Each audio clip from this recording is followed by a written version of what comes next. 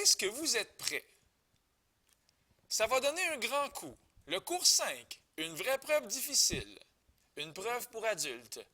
Une preuve qui va sûrement vous apporter quelque chose de plus dans votre vie. Peut-être que vous allez devenir de meilleures personnes même, après avoir compris, analysé et ressenti toute la beauté qu'il y a derrière cette preuve-là.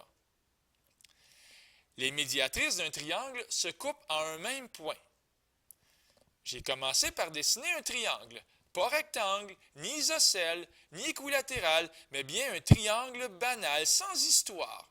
Un triangle scalène. J'ai aussi dessiné 3 médiatrices, D1, D2 et D3. Et si mon dessin est bien fait, on peut voir que les médiatrices semblent se toucher au même point. Est-ce que c'est une illusion d'optique ou c'est le même à chaque fois? Les médiatrices sont dessinées avec soin. Les médiatrices passent par les milieux des côtés avec un angle de 90. Juste pour vous donner une idée, à quel point ce n'est pas une preuve facile. Tremblez devant les mathématiques, les grandes mathématiques. Voyez ce que vous avez ici. Ça ici, y est égal à a moins b sur c fois x plus quelque chose. Ça, là, même si ça fait peur, même si vous avez le goût de fermer votre ordinateur, d'aller jouer aux jeux vidéo quand vous voyez ça, ne le faites pas. Restez avec moi, là. Parce qu'ici, il n'y a rien d'autre qu'une droite, comme dans y est égal à ax plus b. Par exemple, ici, le taux de variation, c'est a. Bien ici, le taux de variation, c'est a moins b sur c. On a le petit x, on a le petit x. Puis après ça, bien, la valeur initiale, ici, c'est b. Puis ici, bien, c'est tout ça que j'ose pas trop nommer. Donc, dans cette vidéo-là, il va y avoir des équations de droite qui n'auront pas l'air de droite parce qu'elles vont vous faire peur. Mais c'est quand même y est égal à quelque chose fois x plus quelque chose. Sur ce, dans ma vidéo à moi, c'est possible. Je vais utiliser mx plus k. Juste pour ne pas prendre les lettres a et b. Parce que les lettres a et b, je m'en suis déjà servi. Effectivement, je m'en suis servi. C'est comme ça que j'ai nommé mes sommets.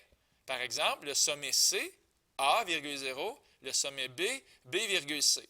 Donc, pour ne pas prendre les lettres minuscules A et B deux fois, c'est pour ça qu'il y a quelques secondes à peine, j'ai écrit Y est égal à mx plus k pour présenter ma droite. Maintenant, on commence. Comme hypothèse, la partie facile. ABC est un triangle, les coordonnées sont déjà écrites. M1, M2 et M3 ne sont pas n'importe qui, ce sont les points milieux des côtés du triangle, parce qu'une médiatrice passe par les points milieux. D1, D2 et D3 ne sont pas n'importe quelle droite, ce sont des médiatrices, justement. La non-négativité aussi. A est plus grand que 0, B est plus grand que 0 et C est plus grand que 0. Et là, j'ai rajouté quelque chose d'un peu perturbant. J'ai écrit ceci. P est le point de rencontre de la médiatrice D1 et D2. J'ai mis ça comme dans les hypothèses. Comme si au départ, je proclamais le point P, c'était pas n'importe quel point, c'était le point de rencontre avec les deux médiatrices qui sont là. Et je vais tout de suite vous montrer, vous dire pourquoi j'ai mis ça. À montrer, P est aussi le point de rencontre de la médiatrice D1 et de la médiatrice D3.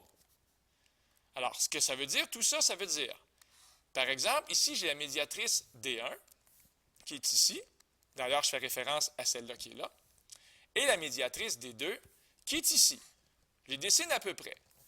Et là, je proclame, dans les hypothèses, que le point de rencontre, il s'appelle P. Parce que je sais qu'il y en a un point de rencontre quelque part.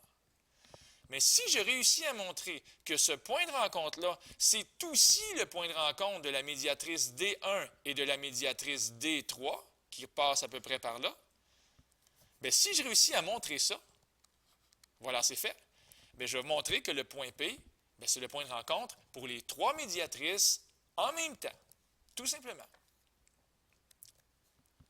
Maintenant, on va trouver quelques coordonnées. Par exemple, les coordonnées du point M1. C'est déjà, le calcul est déjà fait. M1, Bien, il est entre le point A et le point C. C'est donc le x du point A plus le x du point C divisé par 2. On va donc faire 0 plus A divisé par 2. C'est écrit ici. On va trouver A sur 2. Puis pour le y du point A et le y du point C divisé par 2, on va trouver 0. Je vous invite à faire pause et essayer de trouver les autres. Hein? Le point M2, bien lui, il est prisonnier entre le point C et le point B. Ça va donc donner ceci.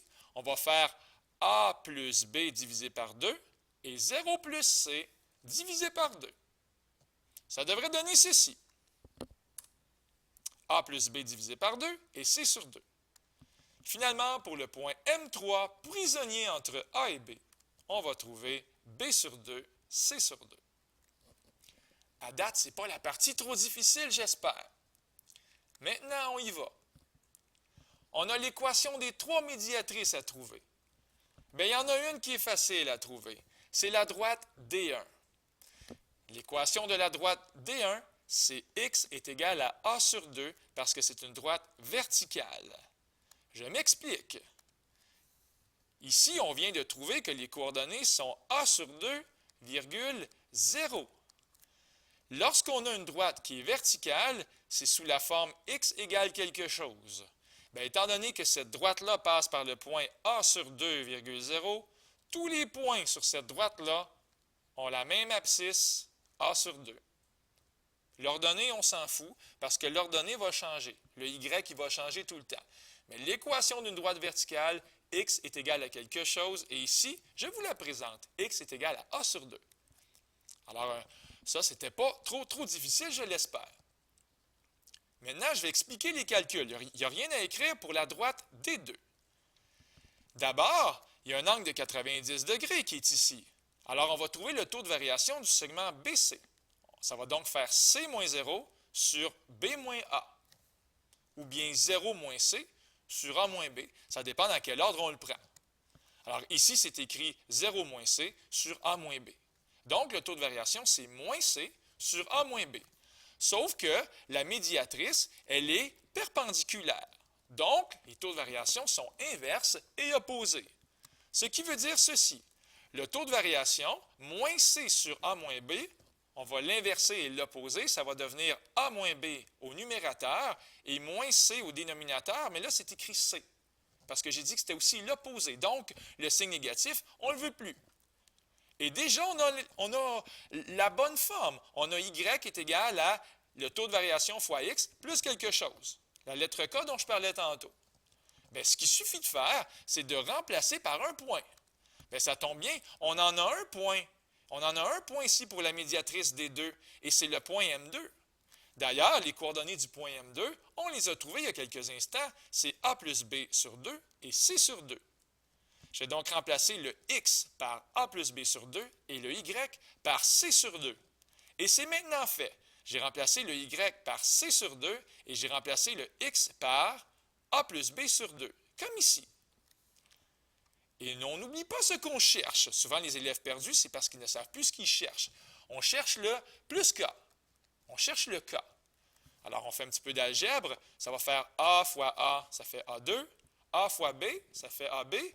Mais moins B fois A, ça fait moins AB, ça s'annule. Finalement, il reste ceci. On cherche K. Je le répète. Alors, ce qu'on va faire, pour le trouver, bien, je vais prendre le bloc A2 moins B2 sur 2C et je vais l'envoyer de l'autre côté. On va donc avoir C sur 2 moins ce bloc-là. Ensuite de ça, ce que j'ai fait ici, bien, j'ai fait fois C et fois C pour avoir le même dénominateur. Ça va faire C2 sur 2C moins le bloc A2 moins B2 sur 2C qui est sur le même dénominateur, on est content. On retrouve finalement cette valeur-là pour l'ordonnée à l'origine de ma médiatrice D2. Alors, on est très content parce qu'on vient de trouver la règle de la médiatrice. En fait, on a la médiatrice ici D1, on a la médiatrice D2, et là, ça va être à vous de travailler un peu plus fort, de trouver la règle pour la médiatrice D3. Faites pause s'il le faut. Alors, la médiatrice D3, elle est perpendiculaire au segment AB. Le taux de variation du segment AB, ça va être C-0 sur B-0, donc C sur B. Alors, si le taux de variation, c'est C sur B, c'est d'ailleurs déjà écrit ici, mais le taux de variation de la médiatrice, l'inverse est l'opposé, moins B sur C. On remplace le Y et le X par les points qu'on connaît. En fait, on en connaît juste un. C'est le point suivant. C'est le point qui est ici. C'est le point M3. B sur 2, C sur 2. Alors, c'est parti. Je remplace Y par C sur 2 et X par B sur 2. Et avec quelques manipulations algébriques, vous allez trouver Y est égal à moins B sur C fois X, plus, lui, j'ose le dire, je commence à avoir moins peur. C2 plus B2 sur 2C. Et là, on capote, parce qu'on a les 3 règles pour chaque médiatrice. On va donc trouver le point de rencontre, le point P dont je parlais tantôt, le point de rencontre de la médiatrice D1 et D2.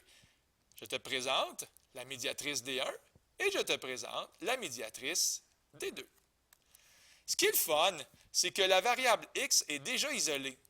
Alors, devinez ce que je vais écrire à la place de x dans l'équation de la médiatrice D2. Bien, je vais écrire à la place de x A sur 2. Et là, ça va faire A moins B sur C fois A sur 2.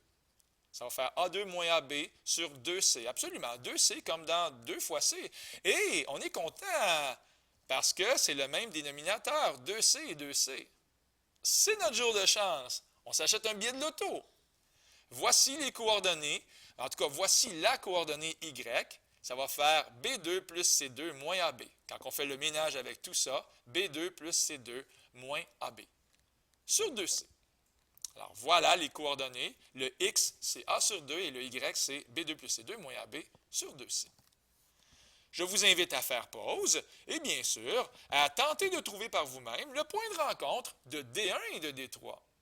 Mettant en vedette D1, X est égal à A sur 2 et D3, tout ceci qu'on a trouvé il n'y a pas très longtemps. Alors, c'est parti. Je vais remplacer tout simplement parce que X il est déjà isolé. Je vais remplacer X par A sur 2. On va donc avoir moins AB sur 2C. On est content encore. Est-ce que j'ai dit pourquoi on était content? Parce qu'on a le même dénominateur. Ça va donc donner Y, comme dans l'ordonnée du point P, B2 plus C2 moins AB, sur 2C. Tout simplement. Est-ce que vous réalisez, dans une grâce et dans une joie, dans une harmonie, je pense que je vais prendre le bleu comme le ciel et les nuages, qu'on a les mêmes coordonnées pour le point P. Donc, le point de rencontre pour la médiatrice D1 et D2, ici, c'est le même point de rencontre pour les médiatrices D1 et D3. Donc, le point de rencontre est le même pour les 3 droites. Ouf!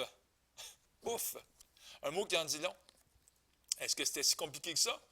Peut-être. En conclusion, les médiatrices d'un triangle se coupent à un même point. C'était Luc Allard pour le Collège Sainte-Anne. C'est la fin du chapitre et je vous dis au revoir.